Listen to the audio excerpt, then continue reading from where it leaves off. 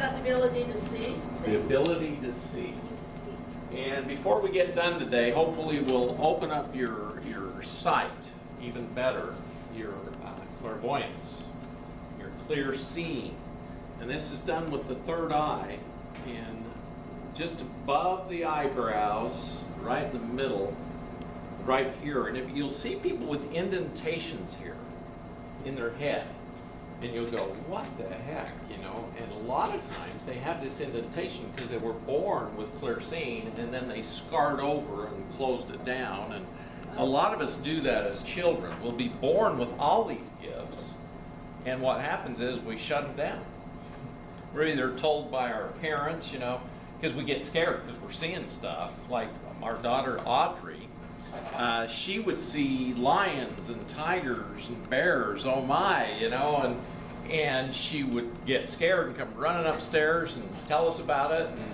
And you know, instead of me saying to her, oh, just, you can't see those kind of things, I would say to her, what you're seeing is stuff on the other side. It can't harm you. And continue to see them, but just know they're not here to harm you, they're here to bring you messages. And she goes, really? You know, and she was 10 years old at the time. And her mom got really scared and said, oh, don't look at those kind of things. But I told her, it's okay, it's okay. But by the time she was 14, she decided she didn't want to see them anymore, and she shut down that chakra. And she's got a little area here that looks scarred in. And when I look at people intuitively with my clairvoyance, I can see their chakras and see these scarred in areas. And whenever we get traumatized in one of our chakras, it either will shut it down some or cause difficulties with it flowing. Energy flows, and when you stop it from flowing, the energy stops. And so we want to keep these things open. So energy chakras, a lot of people talk about them as wheels because as you see with your clairvoyance, you'll be able to see them spinning. And if they're not spinning, something's wrong. Or if they're spinning opposite spin, something's wrong. And one of the things I wrote on here is everybody needs to agree not to abuse other people or take advantage of them as a result of opening up your third eye. And the reason that's in there is, as we can see people as they really are, sometimes we'll either say things or do things to take advantage of them, or you know, just not use the gift like it should be used. And I've actually taught this class, probably 16 years ago, and there was one lady who was more on the dark side, and she started using this energy to use people and abuse them. And we always should use these gifts in a beneficial way so we don't create negative karma, because when you use them in a naughty way, it creates bad karma. I remember once reading in a Sylvia Browne book when she talked about herself as a child. Yes. And she could see all this stuff, but she said the whole big family was around the table and some of them were quite elderly. And as she looked at them, she could see diseased body parts, and it really scared her to death. And she said she saw that all the time, so she said, God, don't give it to me till I'm ready for it, you know. Yeah. Because she could see all that. She could see they were sick. She could see their black lungs or whatever. Yes. Yeah, it's fascinating because as I do my intuitive readings on people, I will see things in their body. Like yesterday, I had a man who literally has done very good things his whole life, and then all of a sudden his toe got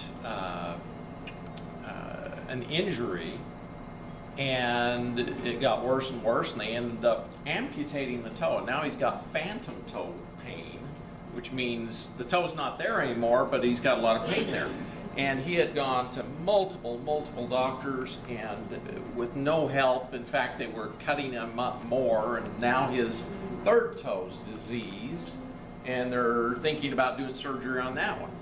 And he called me yesterday because his sister, we had helped her, and she says, you ought to try this guy before you do more surgery, because literally he was getting scheduled for more surgery, and he was going to podiatrists and orthopedic surgeons had ended up with an osteomyelitis and all kinds of problems. And as I looked at him, I could see little parasites throughout his system, but somehow that second toe had gotten black and parasites into it, and it involved the nerve, and parasites were getting up into the nerve, and he developed a herpes virus in that toe also that caused a herpes neuralgia. So, you know, and none of the doctors, all they could say was, oh, you've got a neuroma that caused all these problems. Well, neuroma is what? A cyst, a tumor. And most tumors have parasites and fungus in them. And so, you know, we gave him my intuitive reading that it's parasites, fungus, and virus, a herpes-type virus. And now I told him, you know, 3.5 months, give us some time, because he was going to go have surgery on that next toe, and I told him, look, all that's going to happen is you're going to end up getting amputated, and you're going to get more infections, more problems. And so by looking at that and seeing what was really there, helped us to heal him, you know, and he's going to do fine. So using these gifts is very good, and I would practice some techniques I'm going to teach you today from 10 to 30 minutes each day the first 2 to 3 weeks after this class. Now we're obviously going to talk about something next week, but I'm not going to go through that with the clairsentience, because clairvoyance is so powerful and seeing is so powerful. Today, you know, I'm doing my own healing, and Vicky's really pushing me to do different healings with different people. And I saw a lady today who does tapping and all kinds of different stuff. And while you're clearing your system, you have to visualize. And you know, she'd say, okay, visualize violet and green, violet and green. And luckily, I have trained myself to be able to see these colors and different things. And so as she was saying it, I'd visualize the violet and green, you know, and go through it. And violet is very powerful. It comes through from the top chakra down through, and is very healing energy from source energy, Heavenly Father, you know, whatever your belief system is, brings that energy in. And the green is very healing love energy. And then sometimes she'd say pink, and pink is a love energy also. And, you know, I've been working a lot with the orange flame, creating 24-stranded DNA. And so I've gotten really good at visualizing orange and creative energy. And, you know, that's what we desire to do, is visualize these energies coming into our bodies and healing us, and or healing others. You can do this remotely, you know, just like we can do remote viewing. You know, the military did a lot of this stuff. We can remote heal people, and we do a lot of this also. And you send light, love, or whatever kind of energy they need through you. You bring it down through source energy, so you don't deplete your own energy, and you visualize it going to that person and healing them. So the chakras are very basic. On the back page, you know, I've got a picture of all the different chakras that are in the body. There's actually 3 more above the body, the 8th, 9th, and 10th, and down below the body, -1 and 2. But they're all chakras of energy, and our bodies are multidimensional, powerful bodies. We have a spark of God within all of us, and we have the spark of creation within all of us. And using that, we'll go through from the root up to where we're working today. The root chakra is more red in color. Now, I've looked at people's auras over the years, and sometimes other things come in. Like if gray is there, I find they're either on drugs or have cancer. If black is there, sometimes the light's totally gone. It's disappeared from the chakra. They've given it away to somebody, or somebody's stolen it. So you'll look at the different chakras, and some people will just be bright white throughout their body, which means they've worked on everything and they're pure white whole light, which is from source. So usually the root chakra is a dark red, and it's our grounded energy. The next chakra is, they call it the navel here, but it's actually the sacral plexus. The navel chakra is actually a little bit above the sacral plexus, and so it's more of the sexual creative energy. The navel energy is more of a yellowish orange, and it's our cord. It's actually got some silver color to it also, and it's the silver cord that connects us to God. And when Jesus raised Lazarus, he had not had his silver cord totally disconnected, and when Jesus saw that, he knew he could raise him from the dead because his body hadn't totally gone to the dust. And so he reattached his soul and brought the energy back in through that silver cord through the navel, and gave Lazarus his life back. The solar plexus, which is 2 finger breadths above the navel, is the center of emotional energy and the sun energy, so it's more golden energy. And then as you go up, the heart chakra is more green and sometimes pink. You know, when you see people in love, you'll see a lot of pink there. You know, pink is a very high love energy, an energy of flirtation and early love. It's quite fascinating. So if you see somebody with pink here, you know they're in love. Throat chakra is more of a bluish energy, and then going up to the third eye. And by the way, the throat chakra involves the voice and the hearing. And so if somebody's got hearing problems, they've got problems in their throat chakra. Third eye, obviously that's what we're going to work on today. And then the crown chakra, which is at the very, very top. So let's go through the basics here. Let's start with the basic function and malfunction of each chakra, because as you see these, you'll see different things. The root chakra is the foundation system, and it is our connection to the earth. And when we don't have a good connection to the earth, we're floating and not really connected. We're not interacting with the other humans very well. We're kind of off in space, you know, spaced out, some people call it. And a lot of people don't like to be grounded because they feel disconnected. And so they disconnect themselves from their root chakra. Isn't it helpful to go barefoot? Yes. Outside on the grass? Yes. Now, I used to go barefoot out on the grass all the time until everybody started spraying Roundup and crap and insecticides and pesticides. So I'm very careful where I take my shoes off now. And, you know, make sure you're not stepping on stuff that's got a lot of insecticides, pesticides, and that kind of stuff, because it can harm you. You know, our home at Cedarwood Lane, we never sprayed the entire 11 years we lived there. And so there I could safely go out with my bare feet. Not many places you can go barefoot then. Yeah, yeah. Golf courses, parks, and that, I'm sure they're all... Oh, it's amazing the chemicals they put on different things just to make them look, you know, really green. I had a friend who grows alfalfa, and they've genetically modified the alfalfa, and he says, oh, the fields look so pretty because there's no weeds.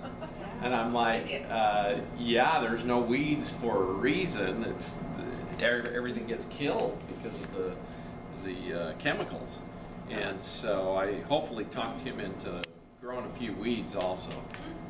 I just want to share that there's actually a new science called grounding or earthing, which you're probably aware of. Yes. And yes. they have found that the rubber sole shoes and polyurethane carpets and the insect spores and so on Yes. disconnected us from the electromagnetics of the earth. And they're finding many diseases are related to that disconnection, and that's what grounds us. It's so important that we spend at least 20 minutes a day. Yeah, with the grounding earth. How many of us do that? But there's cardiovascular surgeons they've found, because the heart is an electric organ, and it's actually the electromagnetics that work that organ, that they send their patients out to walk barefoot. So, I mean, you can walk in sand. No, you can walk in sand, or, you know, there's soil, soft soil that you can walk on.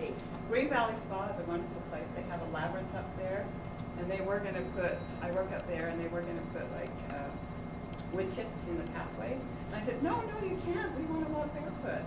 So that's a beautiful place to just do, and it takes 20 minutes to walk in and back out. It's a beautiful place to go and walk barefoot. Thank you for sharing. Yeah, it's fascinating, all the different things that are available. I'm going to have to change And that's what affects and helps that root chakra. Yes. Yes. Oh, went too far. So, whenever we're doing these kind of things, it's very important to keep in mind that if something's imbalanced, there's reasons, and sometimes just grounding people. Catherine Beck taught me that you take your hands and basically, through your intent, blow your energy down into the magma. And she taught me 3 times. And that grounds you even through, the shoes and the floors and the carpets, everything. And so it's important to do that at least once a day for, get yourself grounded. So when there's malfunction in that, there's a lack of energy through the root chakra, and you have feelings of unreality, not belonging, not able to cope. You can get colds, congestion, difficulty with physical movement, coordination or circulation problems. So, if you're having circulation problems in your legs, that's root chakra. Inability to sustain energy levels, physical weakness, exhaustion, lacking in drive and enthusiasm, easily drained by other people around you, company. And so what I found, now the musical note for this chakra is the note C. And it's middle C, but they actually altered our middle C back in the Middle Ages to not be at the correct frequency. And when I do a toning on the root chakra, it's usually a deep Om. So I do Om, and that strengthens the root chakra. Is that C? Yeah, that's C. And So then what D, did they go up or down? well, Where can we find that note? It's 440. The music is at 440 hertz. Originally it was at 432, which is a universal connection for the number Yes. 9. The 9 is everywhere. It's just magical. And the 432 hertz is what music was originally written at, and it was transformational. It helped awaken the third eye. Yeah, And the- take people into outer states. They didn't need the king and the queen. They didn't need to be in the Well, masses. changed You know? it. So how did they alter it, Scott, up or down? well, they brought it up to 440, which is Yeah, but- a little too high. It was Is that a originally D and E? 430. What is it? No, C. Look up sonic Middle C. geometry. Yeah. It's all about But you it. said it wasn't On right, that's YouTube. why. Yeah, it's off a little bit, but the tone I just made you is correct. Because what I do is I tune into the universal energies, and it just comes out of my mouth. Now, so by doing the tone or playing music with, the C, the core. C is the core. It's your root chakra. It's your connection to the earth. When I did the ayahuasca, I heard this tone, and I said, "What is that?" And it said, "It's the sea of life." And I was like, "Sea of life? Oh, that sounds pretty cool," But I constantly heard that until the ayahuasca wore off. But I remember that tone Huh. and use it quite frequently. It's interesting, the C is right between the two staffs, goes up or down, right Yes. there. It's the midpoint. Yeah, it's the midpoint.